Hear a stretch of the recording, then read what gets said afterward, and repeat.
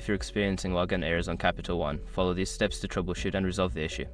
This guide will help you regain access to your account quickly. Step 1. Check your credentials. Ensure that you are entering the correct username and password. Double check for any typos and make sure that caps lock is not turned on. Step 2. Reset your password. If you can't remember your password, use the Forgot Password link on the login page. Follow the prompts to reset your password and create a new one. Step 3. Clear browser cache and cookies.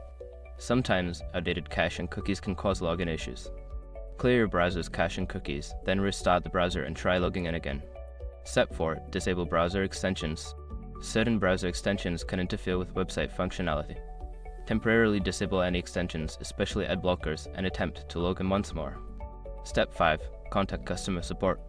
If the issue persists after trying the above steps, reach out to Capital One's customer support. They can provide further assistance and help resolve any account-specific issues. By following these steps, you should be able to fix any login errors and access your Capital One account.